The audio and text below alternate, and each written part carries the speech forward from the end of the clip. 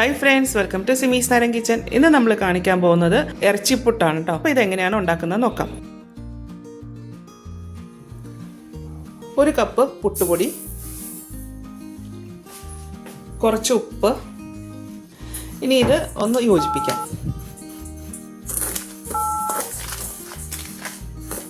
ഇനി ഇതിലേക്ക് വെള്ളം ഒഴിക്കാം. ഒരു കപ്പ് വെള്ളമാണ് കേട്ടോ ഒഴിച്ചേക്കണത്. ഈ വെള്ളം ഒഴിച്ചതിന് ശേഷം ഇത് ഇങ്ങനെ തന്നെ വെച്ചേക്കാം കേട്ടോ. ഇതുപോലെ ഇങ്ങനെ വെള്ളം ഒഴിച്ചിട്ട് അവിടെ കുറച്ച് സമയം അങ്ങോട്ട് മാറ്റി വെച്ചേക്കാം കേട്ടോ. ഇത് മാറ്റി വെക്കാം. മസാല ഉണ്ടാക്കാൻ വേണ്ടിയിട്ട് ഞാൻ കുറച്ച് ബീഫ് എടുത്ത് വെച്ചിട്ടുണ്ട് കേട്ടോ. ഒരു ഏകദേശം ഒരു കപ്പോളം ബീഫുണ്ട്. അത് ഇതുപോലെ ഉപ്പും കുരുമുളകും കുറച്ച് മഞ്ഞൾപ്പൊടിയും കൂടെ ചേർത്ത് വേവിച്ച് വെച്ചിരിക്കുന്ന കേട്ടോ. അപ്പോൾ ഇതിങ്ങനെ കഷ്ണങ്ങളായിട്ടാണ് വേവിച്ചേക്കുന്നത്. ഇനി ഇതിനെ നമുക്കൊന്ന് പൊടിച്ചെടുക്കണം. അപ്പോൾ ഞാൻ മിക്സിയുടെ ജാറിലേക്ക് മാറ്റിയിട്ട് ഒന്ന് നല്ലതായിട്ട് പൊടിച്ചെടുക്കുകയാണ്. ഇതേപോലെയാണ് മിക്സിയിൽ ഒന്ന് പൊടിച്ചെടുത്തേക്കുന്നത് കേട്ടോ. ഇനി ഇതിലേക്ക് ഒരു കറിവേപ്പില, പിന്നെ ഒരു പച്ചമുളക് ഇതുപോലെ ചെറുതായിട്ട് അരിഞ്ഞത്, ഒരു മീഡിയം വലിപ്പത്തിലുള്ള സവാള ഇതുപോലെ പൊടിയായിട്ട് അരിഞ്ഞത്. മസാല ഉണ്ടാക്കാൻ വേണ്ടി ഒരു പാത്രം ചൂടാക്കിയ ശേഷം അതിലേക്ക് 1 ടേബിൾ സ്പൂൺ വെളിച്ചെണ്ണ ഒഴിക്കാം. ഇതിലേക്ക് എടുത്തു വച്ചേക്കുന്ന സവാള, പച്ചമുളക്,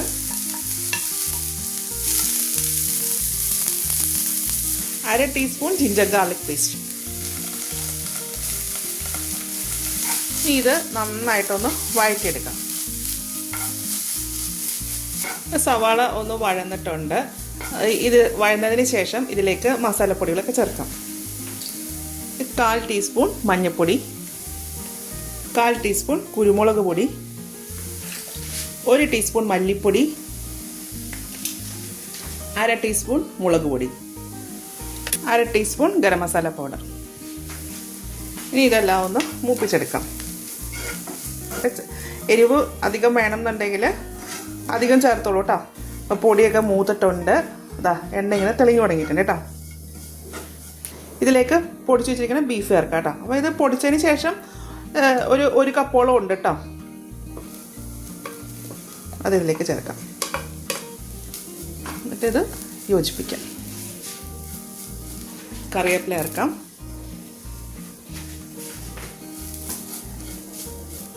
ഇപ്പോൾ ഈ ഒരു ക്വാണ്ടിറ്റി വെച്ചിട്ട് നമുക്ക് ചിരട്ടപ്പുട്ടാണ് ഉണ്ടാക്കുന്നതെങ്കിൽ ഒരു 3 എണ്ണം ഉണ്ടാക്കാൻ പറ്റും കേട്ടോ. കുറച്ച് ഉപ്പ് കുറവുണ്ട്. ഇതിൻ്റെ അകത്തേക്ക് ഞാൻ കുറച്ച് വെള്ളം ഒഴിച്ചു കൊടുക്കുന്നുണ്ട് കേട്ടോ. ഒരു 2 ടേബിൾ സ്പൂൺ. അപ്പോൾ ആ മസാലയൊക്കെ നന്നായിട്ട് പിടിക്കാൻ വേണ്ടിയിട്ടാണ്. തീ ഞാൻ കുറച്ച് തന്നെ വെച്ചിരിക്കുന്നത്. ചെറിയ തീയിലിട്ടിട്ട് തന്നെ ഇതൊന്നും ഇങ്ങനെ ആക്കിയെടുക്കാം കേട്ടോ. കുറച്ച് വെള്ളം ഒഴിക്കാൻ പാടുള്ളൂ കേട്ടോ. അപ്പോൾ ഈ ഒരു ടെക്സ്ചർ ആയിട്ടുണ്ട് നമുക്ക്. അപ്പോൾ വെള്ളം ചേർത്താലാണ് ആ വെള്ളമൊക്കെ ഒന്ന് വറ്റി വരുമ്പോഴേ ആ സവാളയിലോട്ടൊക്കെ ആ മസാലയൊക്കെ നന്നായിട്ട് പിടിക്കത്തുള്ളൂ കേട്ടോ. അപ്പോൾ നമ്മുടെ ബീഫിൻ്റെ ആ മിക്സ്ചർ റെഡി ആയിട്ടുണ്ട് കേട്ടോ. സ്റ്റവ് ഓഫ് ചെയ്യാം. അതവിടെ ഇരിക്കട്ടെ. ഇനി അത് ചൂടൊന്ന് ആറട്ടെ കേട്ടോ. ഇത്രയും മതി. ഇതുപോലെ നമുക്ക് ചിക്കൻ വെച്ചിട്ടും ഉണ്ടാക്കാം കേട്ടോ. ബീഫിന് പകരം ചിക്കൻ വെച്ചിട്ടും ചെമ്മീൻ വെച്ചിട്ടും ഒക്കെ ഉണ്ടാക്കാം ഇതുപോലെ. നമ്മളിപ്പോൾ മസാലയൊക്കെ ഉണ്ടാക്കി കഴിഞ്ഞ് വന്നപ്പോഴത്തേക്ക് ഈ പുട്ടിൻ്റെ അകത്ത് പുട്ടുപൊടിക്കകത്ത് ഒഴിച്ചാൽ വെള്ളമൊക്കെ ഈ പൊടി നന്നായിട്ട് അബ്സോർബ് ചെയ്തിട്ട്. അപ്പോൾ നമ്മൾ ഒഴിച്ചപ്പോൾ കണ്ടില്ലേ, നല്ല ഇങ്ങനെ ഒരുപാട് വെള്ളം ഇരിക്കുന്ന പോലെയായിരുന്നു അല്ലേ. ഇപ്പോൾ അതൊക്കെ എല്ലാം അതിലേക്ക് പിടിച്ചിട്ടുണ്ട് കേട്ടോ.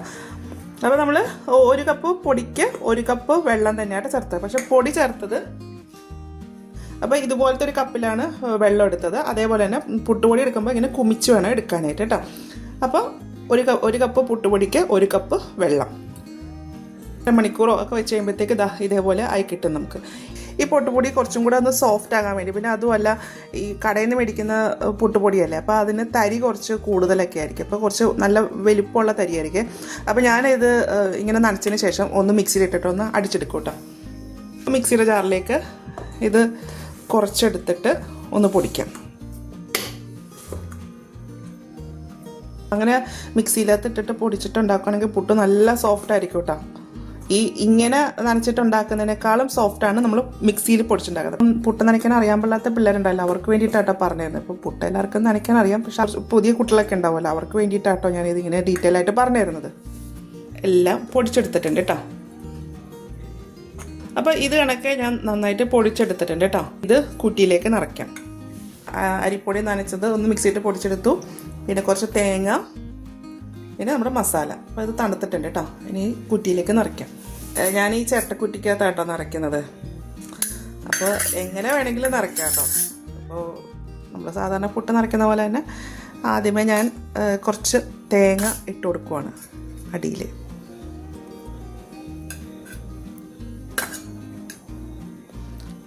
അതിനുശേഷം ബീഫിൻ്റെ കൂട്ട് ഇതേപോലെ നിറച്ചിട്ടുണ്ട്. ഇനി ഇതിൻ്റെ മുകളിലേക്ക് അരിപ്പൊടി ഇട്ട് കൊടുക്കാം.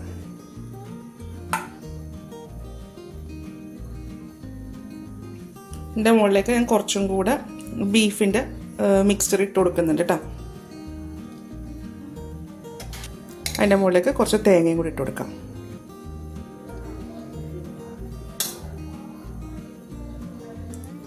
ഇത് അടച്ചു വെച്ചിട്ട് കുക്കറിൻ്റെ മുകളിൽ വെക്കുന്ന കേട്ടോ. അപ്പോൾ അത് അങ്ങനെ വെക്കാം കേട്ടോ. അപ്പോൾ പ്രഷർ കുക്കറിൻ്റെ മുകളിൽ വെക്കുന്ന കുറ്റിയായിരുന്നേ. അപ്പോൾ ഞാൻ അതിൽ പ്രഷർ വന്ന് തുടങ്ങിയിട്ടുണ്ട്. എന്താ നമ്മൾ പ്രഷർ വന്ന് തുടങ്ങിയിട്ടുണ്ട്. അതിലോട്ട് ഇറക്കി വെക്കാം. വെള്ളത്തിലുള്ള പുട്ട് കുറ്റിയില്ലേ, അതിൽ ഇതുപോലെ തന്നെ നിറയ്ക്കാം കേട്ടോ. അപ്പോൾ ഇതിലേക്ക് ആവി വന്ന് തുടങ്ങിയിട്ടുണ്ട് കേട്ടോ. അപ്പോൾ അത് കുറച്ച് സമയം അങ്ങനെ തന്നെ ഇരിക്കട്ടെ കേട്ടോ. നമ്മൾ ബീഫൊക്കെ വെച്ചിരിക്കുന്നതല്ലേ, അപ്പോൾ അതിലേക്ക് ഇതിൻ്റെ ഒരു ഫ്ലേവർ നന്നായിട്ട്, ആ പുട്ടിലേക്ക് ആ ഫ്ലേവർ നന്നായിട്ടൊന്ന് ഇറങ്ങണം. പുട്ടിപ്പോൾ വെന്തിട്ടുണ്ടാവും കേട്ടോ. നമുക്കത് മാറ്റാം. എന്താ ഇതേപോലെ ആയിട്ടിരിക്കുന്നത്.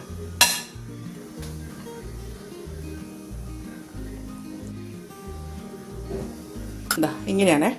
ഇപ്പോൾ ഇറച്ചിപ്പുട്ട് റെഡി ആയിട്ടുണ്ട് കേട്ടോ. അപ്പോൾ ഇതുപോലെയൊക്കെ ഉണ്ടാക്കുകയെന്നുണ്ടെങ്കിൽ പ്രത്യേകിച്ച് കറിയുടെ ഒന്നും ആവശ്യമില്ല. അപ്പോൾ ഇതുപോലെ ഒന്ന് ഉണ്ടാക്കി നോക്കൂട്ടോ. ഉണ്ടാക്കി നോക്കിയിട്ട് ഇതിൻ്റെ അഭിപ്രായം എൻ്റെ കമൻറ്റ് ബോക്സ് ഇടുക. ഈ ചാനൽ ആദ്യമായിട്ടാണ് കാണുന്നതെങ്കിൽ സബ്സ്ക്രൈബ് ചെയ്യുക. വീഡിയോ ഇഷ്ടമായെന്നുണ്ടെങ്കിൽ ലൈക്ക് ചെയ്യുക, ഷെയർ ചെയ്യുക. അപ്പോൾ ഇനി അടുത്ത ദിവസം അടുത്ത റെസിപ്പിയുമായി കാണാം. താങ്ക്